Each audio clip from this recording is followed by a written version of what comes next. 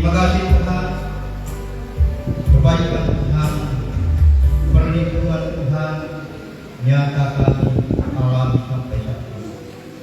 Kami kembali merayakan memperingati hari kelahiran Tuhan Yesus Kristus, bukan karena kekuatan kami semata, karena kekuatan daripada.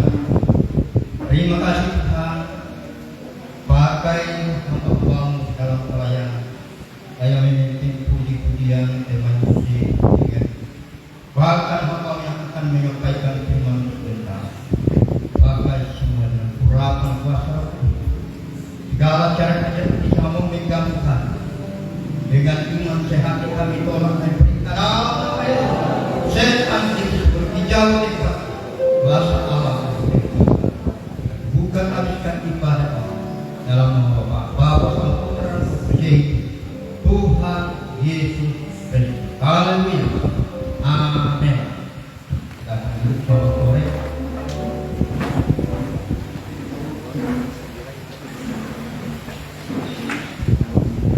Puji Tuhan, Tuhan Yesus memberkati Tuhan yang sudah membuka ibadah kita dalam doa. Sekali lagi saya menyampaikan kepada kita semua, selamat sore. Ada sukacita, amin. Puji Tuhan. Sebelum kita lanjut di dalam puji-pujian dari tempat ini, kami informasikan kepada kita semua, jika ada yang ingin mempersembahkan pujian secara khusus ke depan, untuk bisa menaikkan sedikit catatan agar puji-pujian kita dapat diatur dengan lebih baik. Mari kita segera memuji nama Tuhan. Kita akan satu pujian, nyanyi glory.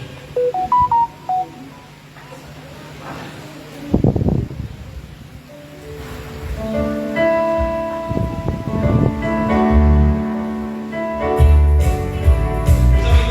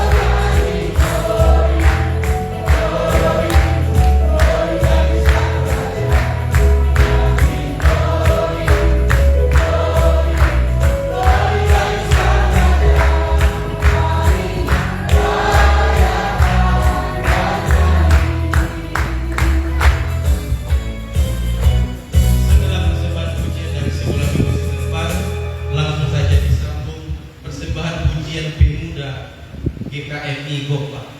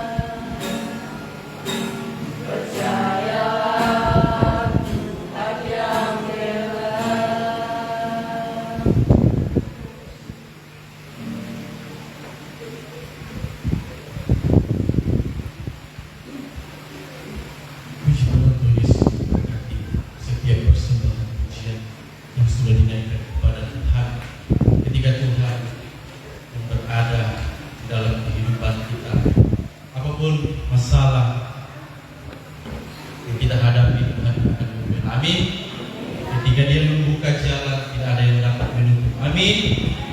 Dan dia membuka jalan kita menerima keselamatan. Saya yakin dan percaya kita semua akan menerima. Amin.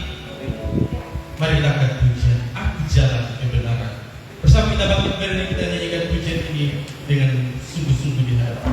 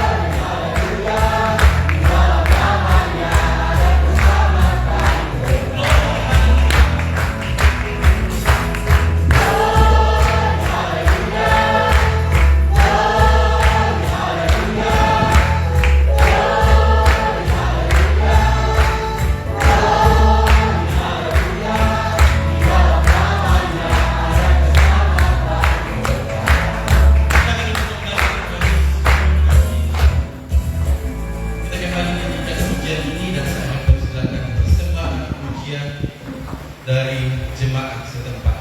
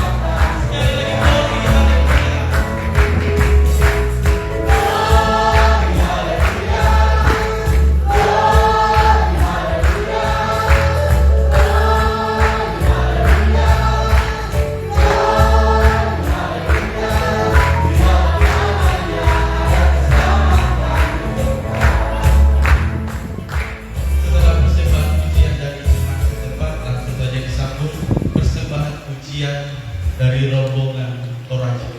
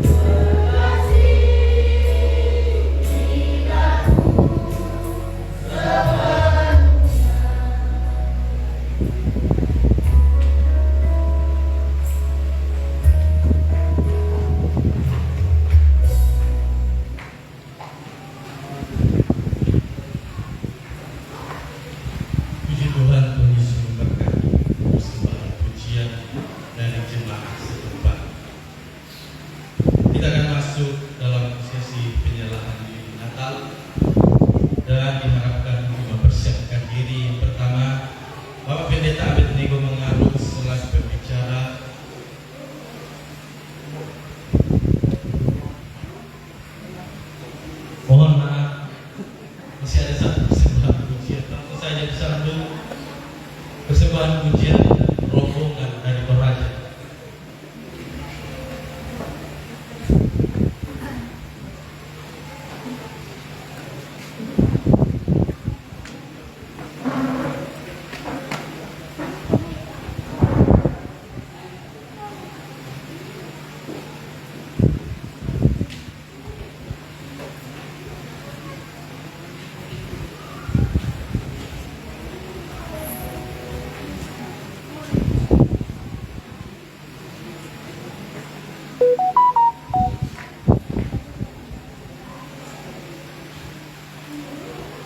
Urutan lagu kita baik nomor 1 kita geso kembali kita geso kita intro baik nomor 1 kembali baik nomor 2 or satu kali kita geso kembali baik nomor 1 baik nomor 2 or 2 kali.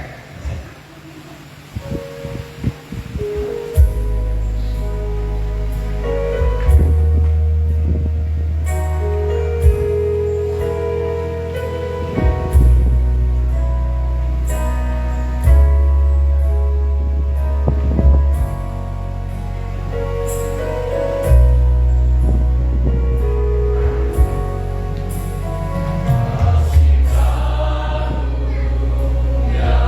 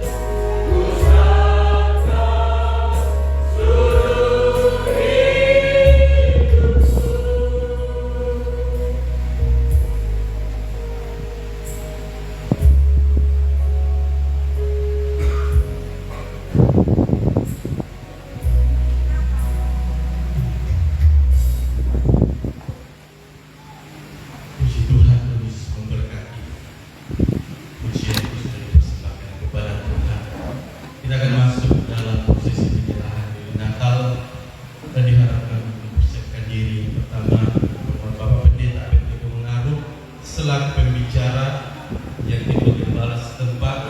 Yang ketiga Bapak Pendeta Andreas Padimba sebagai perwakilan GPT. Yang keempat perwakilan dari Gereja Toraja KPP. Yang kelima perwakilan dari Gereja Tibai KPP. Yang keenam perwakilan dari Gereja Katolik KPP. Yang ketujuh perwakilan dari GPDI KPP. Yang kedelapan perwakilan dari GKST KPP. Yang kesembilan perwakilan dari GKMI Gopak. Yang ke-10 perwakilan pemerintah desa. Yang ke-11 perwakilan dari pihak keamanan. Yang ke-12 perwakilan jemaat setempat. Untuk segera mempersiapkan diri, kita akan nyanyikan pujian malam.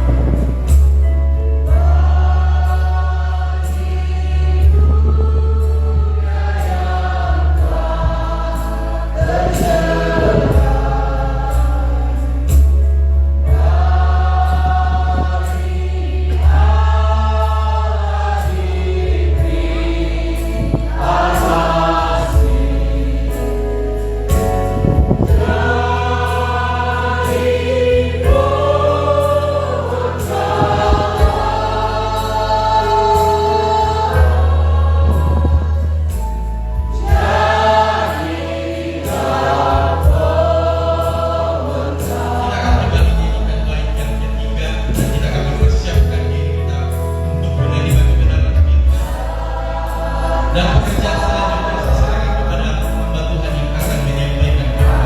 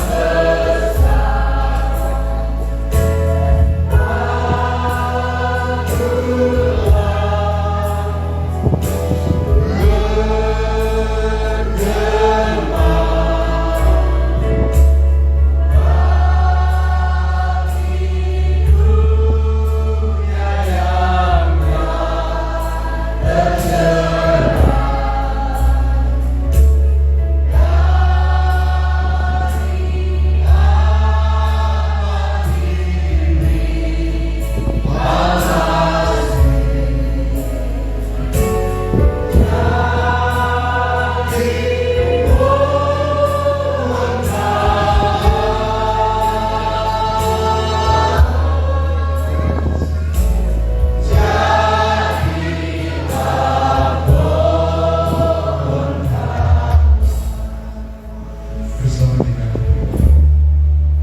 benar Tuhan, oleh karena dosa manusia tercerai-berai, manusia hidup di dalam kehendaknya sendiri, manusia dikuasai dengan dosa dan hukuman.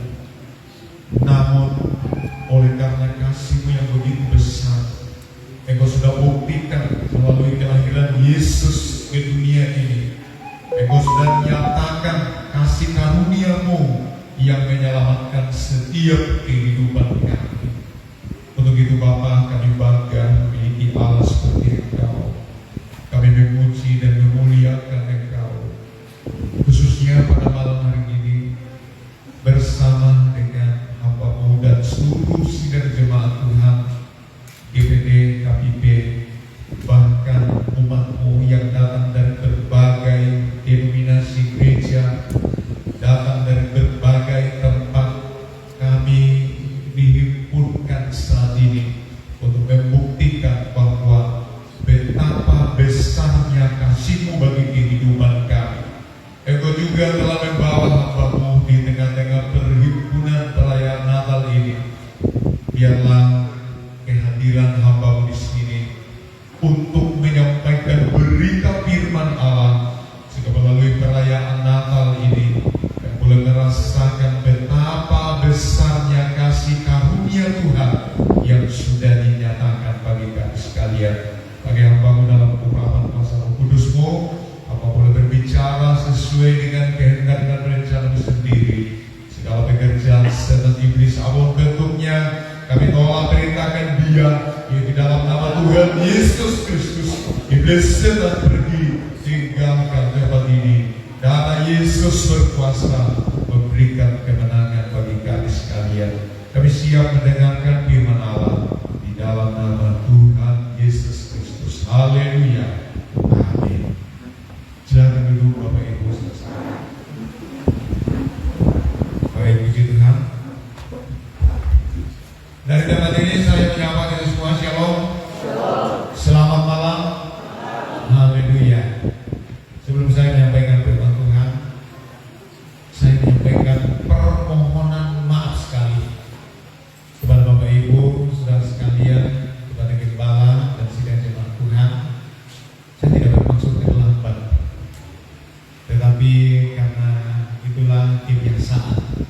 Kebiasaan kami di Toraja perayaan Natal itu dimulai jam 6. Jadi saya masih santai-santai. Saya pikir jam 6 dimulai. Saya tidak dengar kalau Bapak Gembala tadi ngomong di mobil bahwa ibadah dimulai jam 5. Jadi saya mohon maaf. Saya sangat-sangat merasa bersalah baik di hadapan Tuhan maupun di hadapan sidang jemaat Tuhan, sehingga ibadah Natal pada malam hari ini tertunda kurang lebih setengah jam. Baik, tadi pemimpin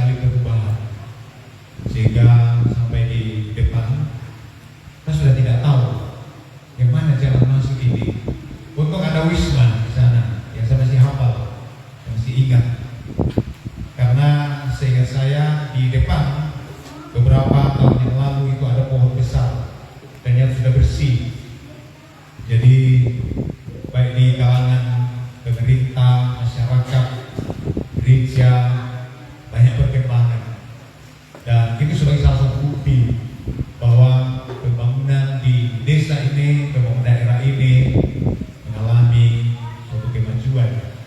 Termasuk gedung gereja ini, waktu saya datang masih lantai kasar, jalan dari sana masih pengerasan, ya sekarang sudah diaspal, gereja sudah dikeramik, dan semua itu tentunya karena dampak daripada kasih karunia Tuhan.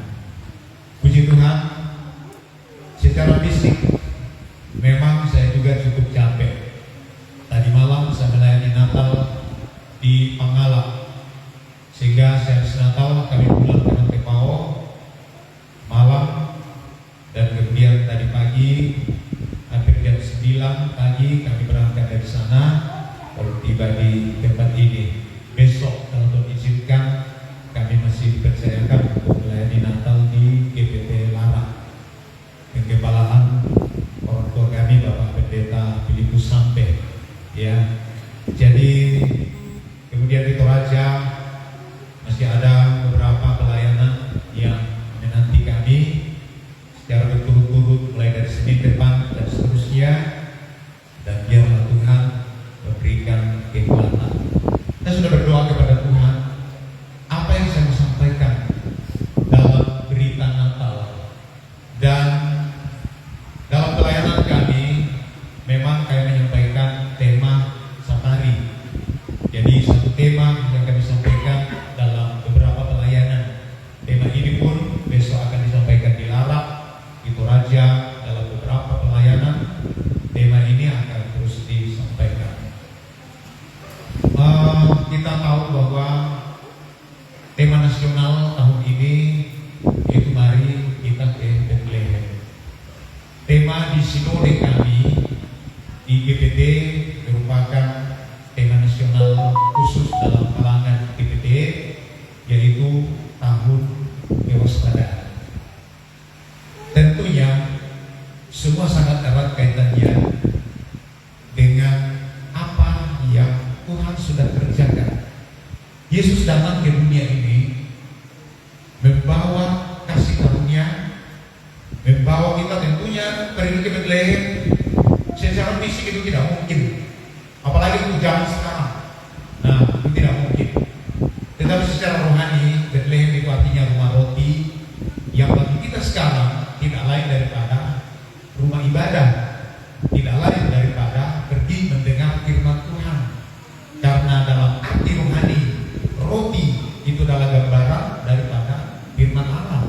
Khusus bagi kita kalangan umat Kristiani, Alkitab ini seluruhnya adalah firman Allah yang kita yakin bahwa itu adalah roti hidup, roti yang akan memberi pertumbuhan bagi rohani kita. Makanya firman Tuhan ini harus dimakan, tidak boleh hanya dikecap, tidak boleh hanya kita tahu rasanya.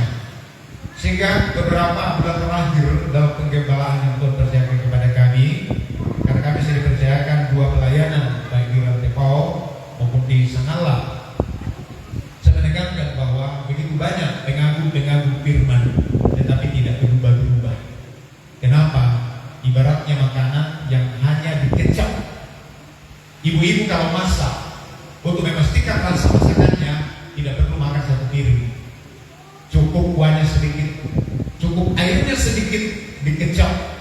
Kalau masakannya itu 1 baskom, dikecap sedikit kuahnya, itu sudah sama semua rasanya. Tapi apakah sudah cukup menggemukkan kalau kita mengecap masakan itu? Tidak. Nanti kita gemuk kalau kita makan. Makanya firman Tuhan itu bagaikan roti hidup. Mari kita ke Bethlehem, kita mencari firman Tuhan, kita pergi beribadah. Bethlehem untuk zaman sekarang tidak lagi di Timur Tengah. Bethlehem untuk zaman sekarang ada di mana-mana, yaitu tempat di mana kita beribadah, supaya kita tahu waspada keadaan dunia sekarang bukan tanda tanya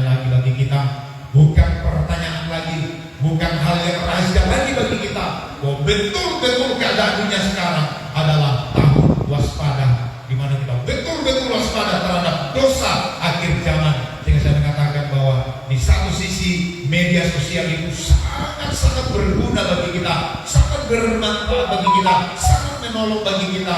Bapak Ibu yang disebut generasi yang mengalami lompatan teknologi tahu persis bagaimana manfaat daripada teknologi, khususnya media sosial yang ada sekarang, HP yang ada sekarang. Tapi tahukah kita bahwa melalui HP juga anak-anak kita di bawah umur yang masih belum tahu apa-apa dipaksa oleh media sosial mengetahui apa yang belum waktunya mereka ketahui.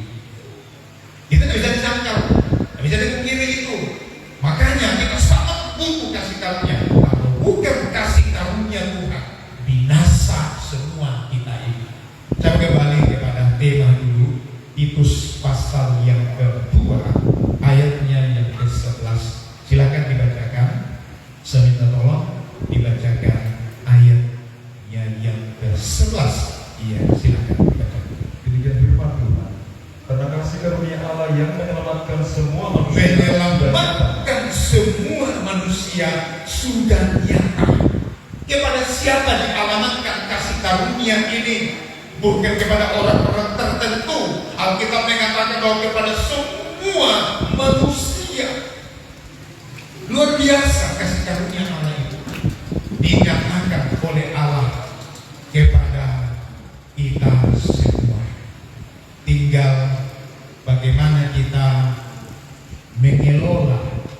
Jadi kalau saya ibaratkan bahwa kasih karunia ini ibarat modal yang diberikan oleh Tuhan kepada kita. Dalam versi lain, dalam Alkitab itu digambarkan kepada talenta. Ada yang diberikan 5 talenta, ada yang diberikan 2 talenta, ada yang diberikan 1 talenta. Tuhan tidak perlu dengan ada-ada. Kalau diberikan 5 talenta, hasilnya 5 talenta. Yang diberikan 2 talenta, Tuhan tidak cukup, harus 5 talenta hasilnya. 2 talenta cukup. Yang diberikan 1 talenta sebenarnya cukup menghasilkan 1 talenta. Tapi sayang sekali dia tidak kelola apa yang diberikan kepadanya, sehingga kita bisa melihat bagaimana hamba yang ketiga itu dihukum oleh tuannya. Adalah gambaran bagi kita sekarang berbicara tentang orang Kristen yang tidak melakukan firman Tuhan, cukup mendengar saja tetapi tidak melakukan. Filipi pasal yang kedua, surat Filipi pasal yang kedua, ayatnya yang ke-12 sampai ayat 16. Filipi pasal yang kedua, ayat 12 sampai dengan ayatnya yang ke-16. Silakan dibacakan. tetaplah kerjakan keselamatan. Tetap kerjakan. Nah, tadi kan kasih karunia itu diberikan kepada semua orang, ya, tidak terkecuali. Semua diberi kasih karunia, semua diberi kesempatan untuk selamat. Tuhan tidak pernah pilih kasih, Tuhan tidak pernah memandang bulu, Tuhan tidak pernah membeda-bedakan siapapun. Tetapi apa yang disampaikan Rasul Paulus kepada jemaat Filipi, tetaplah kerjakan keselamatanmu terus. Hai saudara-saudara, Saudara-saudara yang kekasih, kamu senantiasa iya, senantiasa taat. Jadi taat itu bukan dikondisikan, ya, senantiasa. Senantiasa itu artinya selalu, terus menerus, tidak henti-hentinya. Kamu selalu taat, ya. Jangan sampai ketaatan kita itu dikondisikan. Kayaknya ini bukan waktunya taat ini, ya, bukan begitu. Kamu senantiasa taat terus. karena itu tetaplah kerjakan keselamatan Tetaplah kerjakan keselamatanmu terus dengan takut dan takut dan gentar, gentar. bukan saja seperti waktu Ya. aku masih hadir, Terus tetapi terlebih pula sekarang waktu aku tidak hadir. artinya bahwa secara dewasa, secara mandiri mengerjakan keselamatan kita, bukan bergantung kepada siapa-siapa. Kejatuhan bangsa Israel tak bisa ingat. Kalau kita mengingat perjalanan bangsa Israel dulu, kejatuhan bangsa Israel adalah kebergantungan. Ketika para pemimpin seperti Yosua dan orang-orang yang sebaya dengan dia dia masih hidup, bangsa Israel takut kepada Tuhan. Tapi setelah mereka mati, sampai ada zamannya di mana tidak ada pemimpin di Israel, tidak ada raja bagi mereka, dan dikatakan bahwa mereka pada waktu itu melakukan apa saja yang mereka mau. Nah, begitulah terjadi satu kejatuhan yang begitu sangat amat dalam. Yang tetap bekerja dalam kamu, baik aku hadir maupun aku tidak hadir terus. Karena Allah lah yang mengerjakan Allah dalam kamu, mengerjakan di dalam kamu terus. baik kemauan Iya, maupun pekerjaan menurut kerelaan. iya, menurut kerelaannya yang di situ besar. Kerelaan daripada Tuhan. Saya akan kaitkan sedikit terus. Lakukanlah segala sesuatu dengan tidak bersungut-sungut Iya, dan dengan tidak berbantah-bantah. bersungguh-sungguh dan jangan juga berbantah-bantah. Tidak baik itu berbantah-bantah. Tidak baik itu bersungut-sungut. Ya, lakukanlah segala sesuatu dengan hati yang tulus, dengan hati yang ikhlas terus. supaya kamu tiada beraib Iya, terus tiada dan beraib, tiada bernoda, tiada bernoda terus. sebagai anak-anak Allah yang Iya, tidak bercela, Allah yang tidak bercela dan bebas hatinya. Iya, ini buktikan bahwa kita adalah anak-anak Allah. Buktikan bahwa kita adalah orang-orang yang percaya kepada Yesus Kristus terus.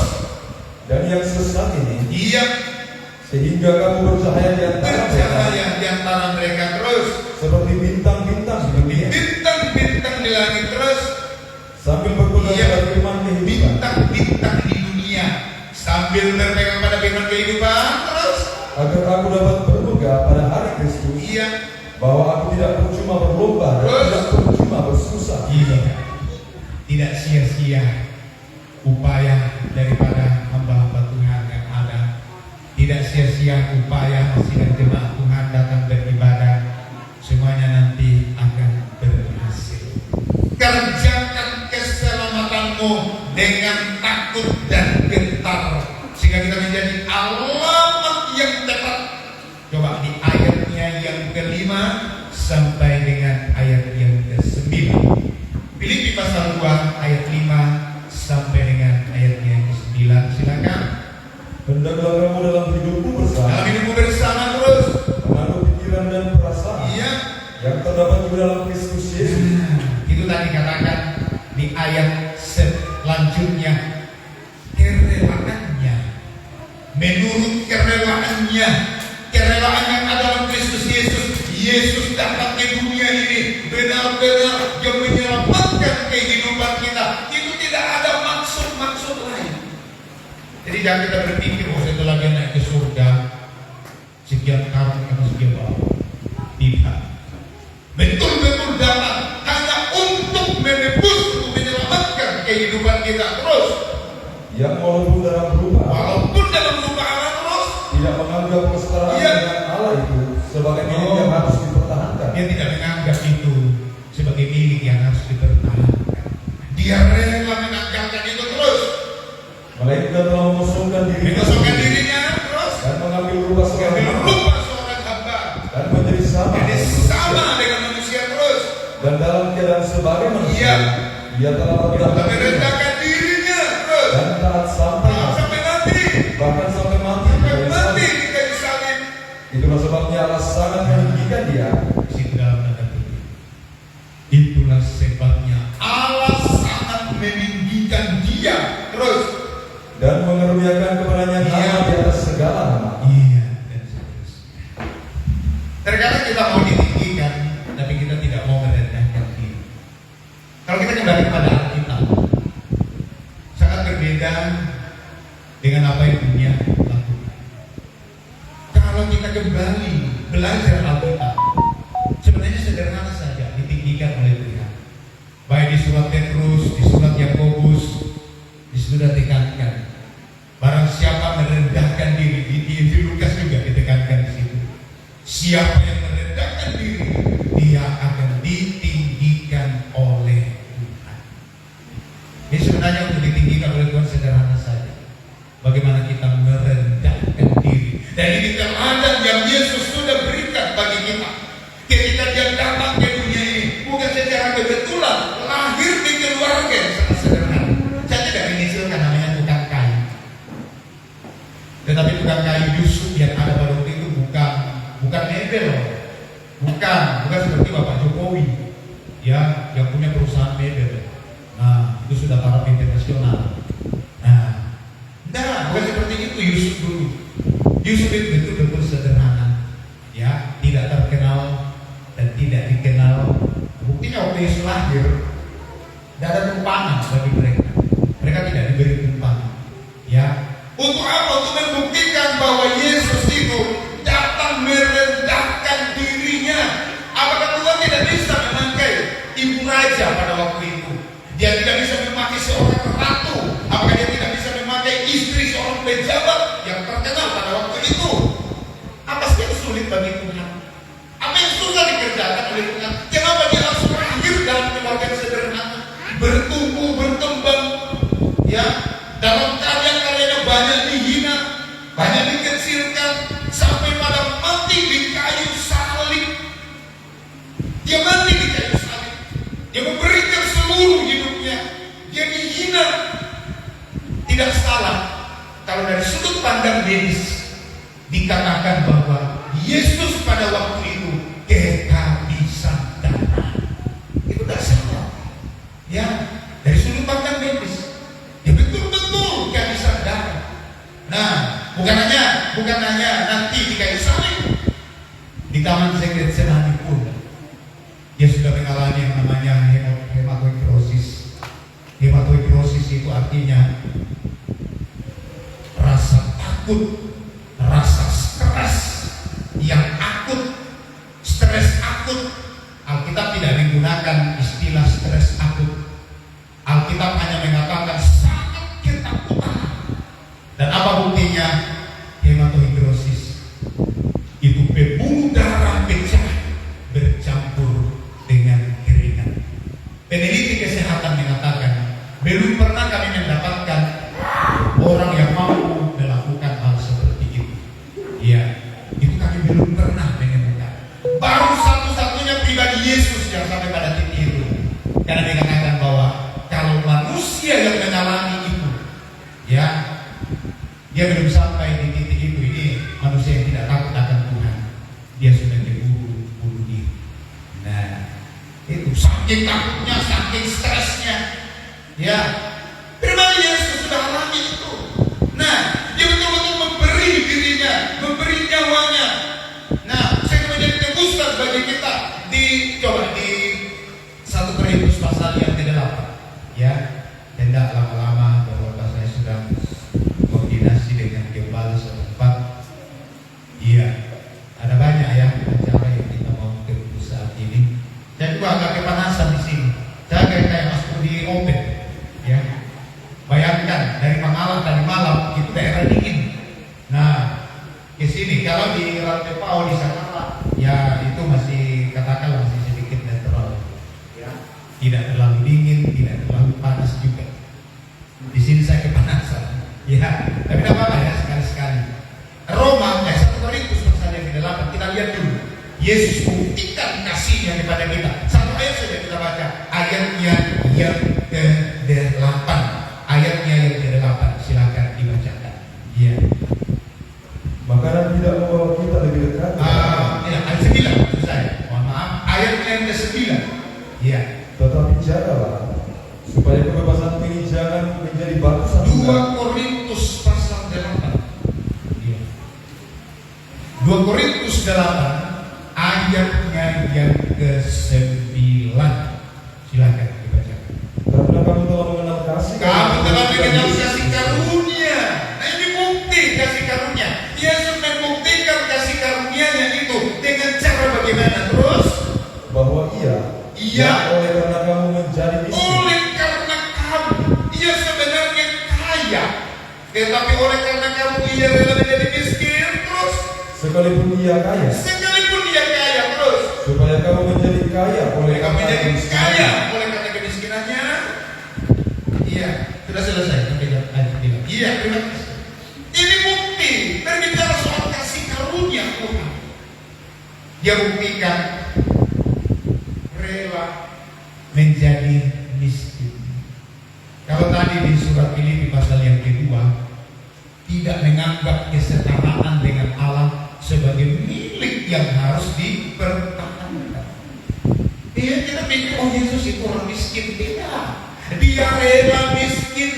Untuk apa? Untuk memperkaya kita. Kita tidak usah dulu berbicara secara ekonomi, ya. Tetapi kita tahu apa yang Tuhan sedang persiapkan bagi kita di surga nanti. Alkitab mengatakan dalam kitab Wahyu bahwa surga itu jalan-jalannya dari emas murni. Emas murni. Mungkin di dunia ini kita tidak punya emas, ya. Kita tidak punya emas 1 gram pun tidak ada mungkin. Saya katakan ini kan termasuk saya, tapi saya datang untuk cari emas, ya. Bukan tidak mampu beli. Nah, tapi saya merasa ini saya secara pribadi tidak terlalu penting bagi saya, ya. Kalau Bapak Ibu pakai ya saya tidak katakan salah, ya. Ini istri saya itu memang paling tidak suka pakai namanya perhiasan-perhiasan, ya. Jangan kira kok ibu yang pakai ini, ya. Tidak ada kalungnya, tidak ada kalau tidak ada tinggal perhiasan, memang tidak suka, ya. Seperti itu. Tapi nanti di surga emas itu akan diinjak. Itu jalan-jalannya dari emas murni, ya.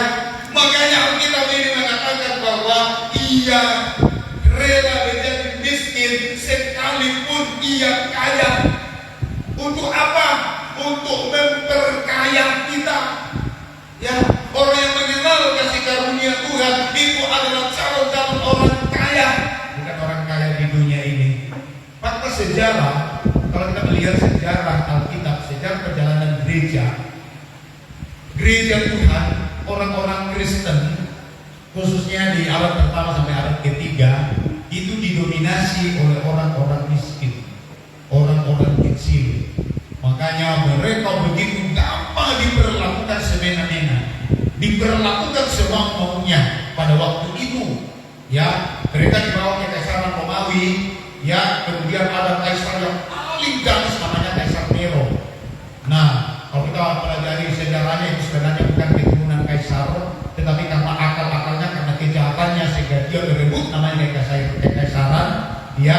Dan dia memperlakukan gereja, dia memperlakukan orang Kristen pada waktu itu begitu sangat sadis, ya, disiksa, dianiaya.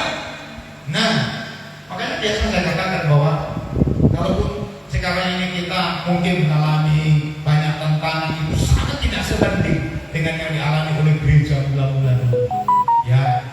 Kalau saya sekarang berdiri hanya sekedar panas saja, tidak ada bandingannya.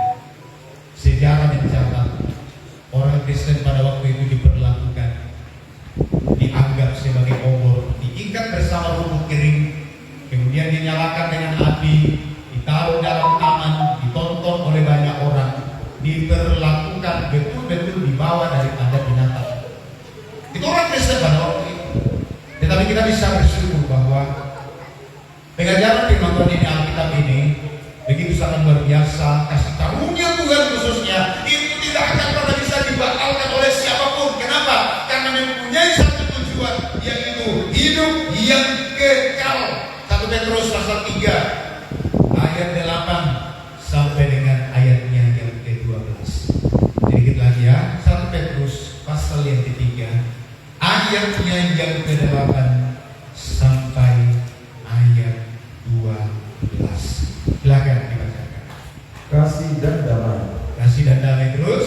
Dan akhirnya hendaklah kamu semua seia sekata. Iya, kamu seia sekata terus. Seperasaan. Mengasihi saudara-saudara. Penyayang dan rendah hati. Saya sangat bangga secara pribadi bahwa suasana Natal di tempat ini itu memang jarang-jarang ditemukan di tempat lain, yang bisa dihadiri oleh berbagai denominasi gereja. Sehingga tadi dibuktikan dengan penyalaan lilin. Mungkin Anda berpikir apa sih artinya penyalaan lilin? Nah, ini kan bukti, ya, satu kesatuan. Nah, ada unsur pemerintah, ada unsur gereja tetangga, pokoknya ada semua, ya. Itu kan bukti bahwa ada persatuan. Nah, mungkin di tempat lain, ya, hanya dihadiri oleh jemaat setempat, Ya, gereja-gereja tetangga tidak mau datang, ya tidak mau hadir. Nah, saya sangat bangga Pak, Bapak pemerintah bisa hadir sebagai unsur pemerintah. Ya, boleh hadir dalam perayaan Natal ini. Terima kasih untuk kehadiran Bapak. Ya, dan buktikan bahwa perayaan Natal ini benar-benar adalah merupakan satu kesatuan, sehingga kami di Sinode GPT tidak harus merasa bahwa kami sendiri yang benar, ya gereja ini sendiri yang benar, gereja itu sendiri yang benar. Apalagi kalau katakan gereja itu yang salah. Mari kita bertanggung jawab masing-masing di hadapan Tuhan.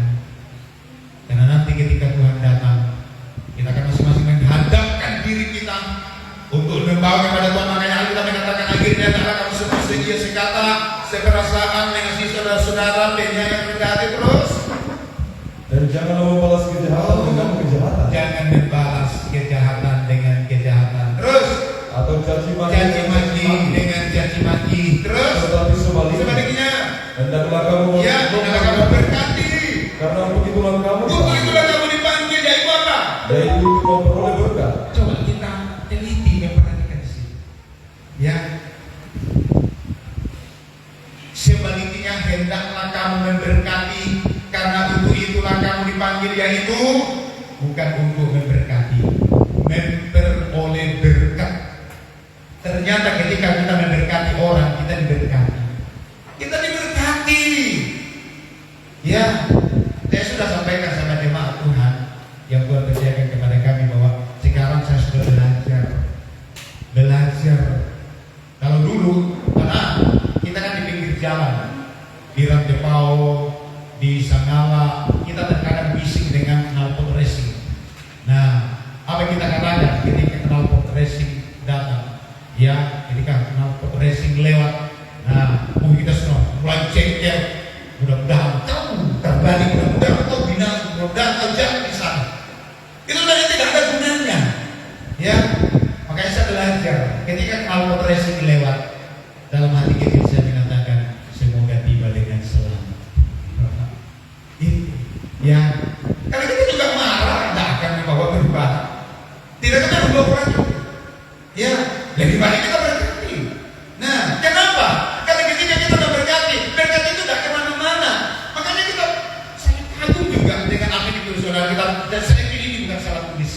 Ya, hendaklah kamu memberkati, karena untuk itulah kamu dipanggil, yaitu untuk memperoleh berkat. Ketika kita memberkati orang, kita juga diberkati oleh Tuhan. Terus, Sebab siapa yang mau mencintai hidup ya, siapa yang mencintai hidup terus dan mau melihat hari-hari baik, melihat hari-hari baik, mau melihat hari-hari baik terus, ia harus menjaga lidahnya terhadap yang jahat. jangan lidah terhadap yang jahat. Apapun yang orang perbuat di sekitar kita, lidah kita adalah lidah kita sendiri. Jangan kita terpancing dengan kelakuan orang sehingga kita menggunakan lidah kita dengan kata-kata jahat. Ini pelajaran. Ya, terkadang kita kan lidah kita ini terpancing dengan kelakuan orang, terpancing dengan perbuatan orang, sehingga kita sudah mengatakan kata-kata kutuk, kita sudah mengatakan kata-kata yang bukan kata-kata berkat, kata-kata mencerahkan dan sebagainya. Padahal itu tidak ada gunanya. Siapa yang mau melihat hidup, siapa yang mau melihat hari-hari yang baik, dia harus menjaga lidahnya terhadap yang jahat. Terus apalagi? Dan bibirnya terhadap ucapan-ucapan yang menipu. Terhadap ucapan yang menipu.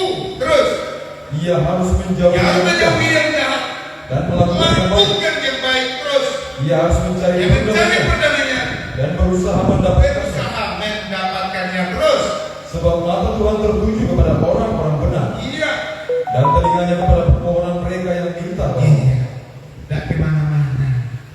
Mata Tuhan tertuju kepada orang benar. Siapa orang benar?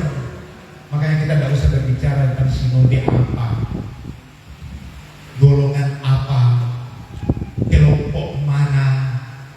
Orang yang benar sederhana saja adalah orang yang mampu menjaga lidahnya terhadap yang jahat dan ucapan bibirnya terhadap hal-hal yang menipu. Itu orang benar. Ya, makanya di surat Yakobus, lidah ini punya pengaruh. yang sangat-sangat luar biasa, diibaratkan kepada api yang bisa membakar hutan. Api membakar hutan itu tidak cukup dengan, tidak harus api besar, tidak harus api dari perusahaan, tidak harus api dari peleburan. Api kecil saja, satu batang korek api itu sudah bisa membakar satu hutan. Diibaratkan lidah. Lidah ini memang harus kita jaga lidah kita. Terus apa lagi? Tetapi wajah Tuhan menentang orang-orang yang berbuat Iya, jahat. mata Tuhan menentang orang yang berbuat jahat terus. Iya, ayat yang berapa? Coba diulangi. Sebab mata Tuhan tertuju kepada orang-orang benar, Iya, mata Tuhan tertuju kepada orang benar terus. dan telinganya kepada permohonan mereka yang Telinganya kepada berbuat. permohonan mereka terus. Tetapi wajah Tuhan Wajah Tuhan menentang menentang orang yang berbuat jahat. Apa berbuat jahat itu cukup hanya dalam artian membunuh, ya, merampok dan sebagainya.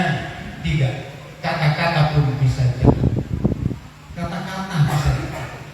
Ya, makanya kata-kata ini perlu dijaga. Saya ingat dengan satu pribadi, ini sosok teladan yang betul-betul patut diteladani. Namanya Raja Daud. Ketika dia dikhianati oleh anaknya sendiri, yaitu Absalom, dia tidak punya niat untuk membunuh, dia tidak punya niat untuk membalas kejahatan. Sementara perjalanan, maka dari keluarga Saul namanya Simei yang ada di seberang sungai mengutuknya dia sepanjang jalan. Tentaranya Daud sudah tidak tahan hatinya, mengatakan kepada Daud, izinkan aku menyeberang supaya aku membunuh orang itu. Tapi Raja Daud mengatakan jangan. Siapa tahu dia disuruh Tuhan untuk mengutuk itu.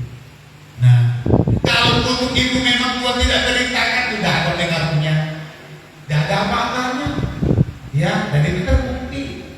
Jadi kita bisa melihat Raja Daud ini adalah pribadi yang fokus untuk Tuhan, fokus untuk kemuliaan Tuhan, dan bagaimana pembelaan Tuhan. Sehingga dalam garis keturunan Yesus juga disebut keturunan Daud. Ya, bukan keturunan yang lain. Yang namanya garis keturunan pasti banyak. Ya, dari generasi ke generasi, generasi ini, generasi ini, generasi ini, generasi ini. Tetapi Yesus lebih banyak dikenal sebagai anak Daud, keturunan Daud. Daud, siapa Daud? Adalah orang yang begitu sangat rendah hati. Dia bekerja besar, tetapi dia selalu merendahkan diri. Dia berbuat besar, tetapi dia selalu merendahkan diri. Izinkan saya satu bacaan lagi sebelum kita mengakhiri firman Tuhan. 1 Tawarik pasal 29. Banyak sekali kalau kita mau belajar secara lengkap sosok Daud ini, tetapi saya akan tunjukkan saja dalam satu pembacaan. 1 Tawarik pasal 29, kita baca ayatnya yang mulai dari ayat 1 sampai ayatnya yang keempat. Nanti kita akan sambung ayat 10 sampai 14. Silakan dibacakan. Sambungan untuk pembangunan bait suci. Terus, Berkatalah Raja Daud kepada segenap jemaat, iya, segera jemaah itu terus.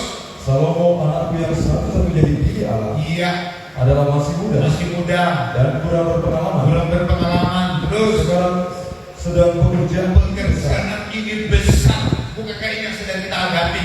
Pekerjaan ini bukan pekerjaan kecil. Ya, perkembangan itu bukan pekerjaan kecil, itu pekerjaan yang besar. Terus, sebab bukanlah untuk manusia baik itu, iya, melainkan untuk Tuhan Allah. untuk Tuhan Allah terus. Dengan segenap kemampuan aku telah Iya. menjadi persediaan untuk Oh, Tuhan dengan segala Allah. kemampuanku, aku menyediakan untuk rumah Allahku terus.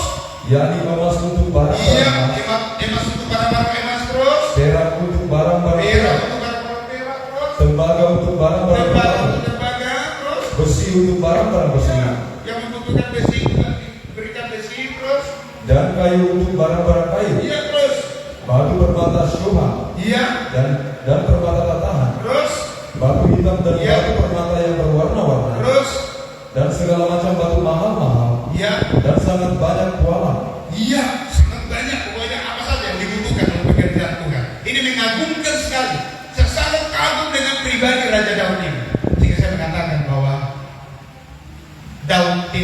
dikenal banyak hartanya pada kegiatan-kegiatan lain. Nanti pembangunan rumah Tuhan baru dikenal ternyata Daud ini kaya raya. Ini pelajaran penting ini bagi kita, di mana kita dikenal sebagai orang yang punya uang, punya harta, punya emas. Terkadang kan untuk pekerjaan Tuhan, tidak ada uang, tidak ada. Kapan dikenal orang banyak uangnya? Nanti kalau kecurian, nanti kalau kena tipu. Katanya aku kena tipu berapa? 10 juta. Tadi pekerjaan Tuhan diumumkan tidak ada yang tergerak. Dibilang semua tidak ada uang. Nanti dicuri orang baru banyak. Raja Daud tidak begitu. Ya, Raja Daud dikenal banyak uangnya ketika pembangunan rumah Allah. Terus ayat 3. Lagi pula orang Iya. yang cintamu kepada rumah Karena Allah. cintaku ini dalam tanda kutip ini. Jadi mengerjakan pekerjaan Tuhan itu dengan dasar cinta Tuhan. Kalau orang tidak cinta Tuhan itu tidak bisa dipaksa. Ya, saya ingat orang tua saya dulu mengatakan, bapak saya juga ada pendeta. Dulu di zamannya, saya mengatakan bahwa kalau untuk pekerjaan Tuhan, ada istilah bahasa Toraja mengatakan, kisah tak mengerentas kepada dua bapa. Ini, kalau untuk pekerjaan Tuhan.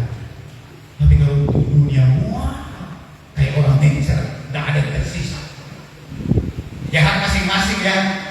Ini, tetap saya mau kembali. Di situ nanti kita akan melihat buktinya. Apakah betul-betul cinta Tuhan? Nanti kita akan lihat dalam pekerjaan Tuhan. Saya yakin jemaat di sini sudah mulai cinta Tuhan. Buktinya kan pekerjaan Tuhan bisa berkembang. Ya, nanti harus mengatakan, ya maklum kan jemaat sini kan tidak seberapa. Biasanya kalau dengan ya tidak seberapa. Nah, kalau diukur dari jumlah mereka dengan pekerjaan ini, saya katakan terlalu ajaib. Ya, cinta Tuhan. Tapi jangan berhenti sampai di sini. Dan lihat-lihat story sementara dibangun. Wah.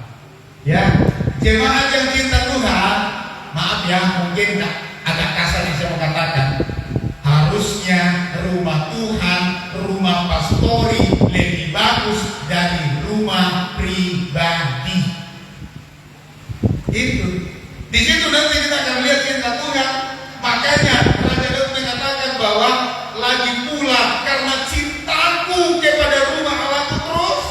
Maka sebagai tambahan Sebagai tambahan. yang telah Iya. disediakan bagi rumah Rumah kudus terus.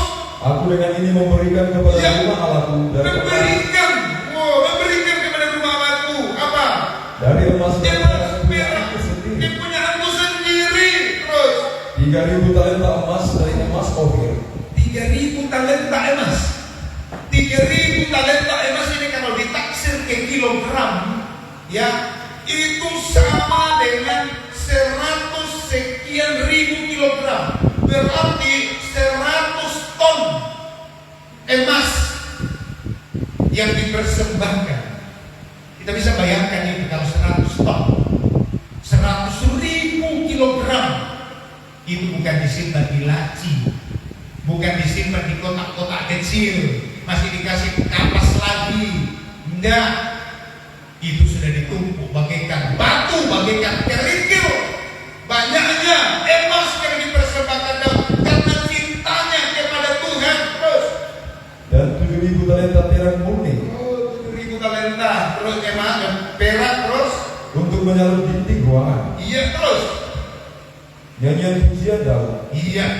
Ayat yang ke-10 sampai dengan ayatnya yang ke-14. Silakan. Lalu Daud memuji Tuhan di depan mata segenap jemaah itu. Terus Berkatalah Daud, Iya. terpujilah engkau ya Tuhan, terpujilah engkau Allah Israel. Israel, terus Dan dari selama-lamanya sampai selama-lamanya, selama-lamanya sampai selama-lamanya. Terus ya Tuhan, ya Tuhan, punyamulah kebesaran dan kejayaan. inilah luar biasanya. Daud bekerja besar, tapi tidak pernah membesarkan diri, tidak pernah ingin dipuji, tidak pernah ingin disanjung, tidak pernah ingin cari nama. Raja Daud melakukan hal yang besar, tapi dia masih mengatakan punya mula kebesaran, terus Dan kejayaan, punya mula kejayaan, kehormatan, punya kehormatan, kemasyuran, punya kemasyuran, dan keagungan. keagungan, Ya, segala segala yang galanya yang ada di langit di dan langit di dan bumi. di Ya Tuhan, Ya punyamulah kerajaan, punyamu kerajaan. Terus dan Engkau yang tinggi. melebihi segala Iya. galanya sebagai kepala. Sebagai kepala melebihi segala-galanya. 12. Sebab kekayaan dan kemuliaan Iya. berasal daripadamu. Raja Daud tahu persis kalau bukan Tuhan yang mempercayakan. Raja Daud ini kan bukan keturunan raja. Raja Daud itu dari keluarga kecil. Bisa dibuktikan ya, ketika Raja Daud mengalahkan Goliat, itu kan Saul mengatakan, Abner, anak siapa itu? Abner tidak langsung mengatakan, itu anak Elisa itu. Tidak. Kita tanya dulu, kita panggil dulu, anak muda, anak siapa engkau? Artinya apa? Orang yang tidak terkenal. Tapi ketika dia mengandalkan Tuhan, ketika dia mendapatkan kasih karunia daripada Tuhan, maka Raja Daud itu diberkati oleh Tuhan luar biasa. Tapi Raja Daud tidak pernah salah dalam mengelola berkat Tuhan. Raja Daud tidak pernah salah dalam mengalamatkan berkat Tuhan. Raja Daud tidak pernah salah menempatkan sehingga kita bisa melihat begitu luar biasanya pengorbanan yang dilakukan oleh Raja Daud. Tetapi luar biasa. Ini patut menjadi contoh, jadi teladan di gereja kita masing-masing. Jangan baru sedikit kita buat, kita sudah cari nama. Kalau pendeta tidak sambung-sambung kita sudah mulai mogok, kita sudah mulai marah-marah. Ini pelajaran kita. Raja Daud melakukan yang begitu luar biasa. Tetapi Raja Daud masih mengatakan, punyamu Tuhan kehormatan, punyamu Tuhan kejayaan, punyamu keagungan. Terus apa lagi? Dan Engkau yang berkuasa atas segala galanya. Engkau yang berkuasa atas segala-galanya. 13. Dalam tanganmu lah kekuatan dan kejayaan. Tanganmu kekuatan dan kejayaan. Terus Dalam tanganmu lah kuasa membesarkan. iya, kuasa dan membesarkan. mengokohkan. Terus Dan mengokohkan segala galanya. mengokohkan segala-galanya. Terus Sekarang ya Allah kami, ya Allah kami. kami bersyukur kepadamu Ya, terus dan memuji namamu yang memuji agung. namamu yang agung. Terus Sebab siapakah aku ini? siapa aku ini? Coba. Jadi Raja Daud tidak mengatakan kalau bukan aku. Wah, ini kan masalah di gereja sekarang. Ya, saya tidak bicara siapapun ya. Ini menjadi pelajaran bagi kita. Pelajaran juga bagi saya sebagai seorang hamba Tuhan. Ya, jangan sampai kita ngaku-ngaku, jangan sampai kita klaim kalau bukan aku mana jadi. Raja Daud mengatakan justru sebaliknya. Siapa aku? Siapa kami ini Tuhan? Terus Dan siapakah bangsa siapakah bangsa ini? Terus sehingga kami mampu memberikan persembahan surga yang seperti ini? aduh, ini betul-betul saya tidak habis pikir ini. Saya rasa malu di hadapan Tuhan. Terkadang kecil kita buat, tetapi kita sudah mau menjadi besar. Ya, kalau salah dipuji, kalau salah disanjung, ya, kalau perlu mogok pelayanan, kalau perlu mogok ibadah, mogok dan mempengaruhi orang lain juga mogok. Tirulah Raja Daud, dia berbuat besar, tetapi Raja Daud masih mengatakan, siapa kami, siapa bangsa ini, sehingga kami bisa melakukan persembahan ini, sehingga kami bisa memberikan ini, seolah-olah yang diberikan itu kecil, padahal sudah ratusan ton emas. Tak habis pikir ini, 103 ton emas yang dipersembahkan. Terus Sebab daripadamu segala-galanya, daripadamu segala-galanya. dan dari tanganmu sendirilah persembahan yang kami berikan kepadamu. Iya, kepadamu juga diberi. Daripadamu segala-galanya. Kita menyadari apapun yang kita punya itu karena Tuhan. Tuhan memberikan kita nafas hidup. Nafas hidup kan bukan pemberian nenek moyang, bukan pemberian orang tua kita, pemberian Tuhan nafas hidup. Ya, sehingga kalau nafas ini masih keluar masuk itu karena kasih karunia Tuhan. Karena kekurangan Tuhan kita tidak bisa sambung. Saya bisa katakan sama jemaat Tuhan, O2 yang dipakai sebagai tindakan medis itu bukan penyambung nyawa, bukan, hanya untuk membantu orang yang masih bernapas supaya mereka jangan kesulitan bernapas. Makanya dokter kalau lihat sudah tidak ada napasnya, dokter bilang apa? Lepas O2-nya. Lepas, karena itu kan menyambung nyawa. Tidak ada orang yang bisa menyambung nyawa. Ya, tidak ada orang. Jadi kita perlu menyadari keluar, itu karena kemurahan Tuhan, itu karena kasih karunia Tuhan. Apapun yang Tuhan percayakan kepada kita, jabatan, kedudukan, harta benda, itu semua karena kasih dan kemurahan Tuhan. Tuhan Yesus memberkati kita sekalian. Saya tidak berpanjang firman Tuhan dan menjadi berkat bagi kita sekalian. Pujian yang nyanyikan rombongan tadi, ya, ingin kita nyanyikan, kasih karuniamu buatku hidup. Ya, kita nyanyikan pujian ini kembali. Kasih karuniamu buatku hidup. Bersama kita makin berdiri, kita mengucap syukur untuk firman Tuhan yang telah kita dengarkan bersama pada kesempatan malam hari ini. Berdiri semua, kita nyanyikan pujian ini. Kasih karuniamu buatku hidup.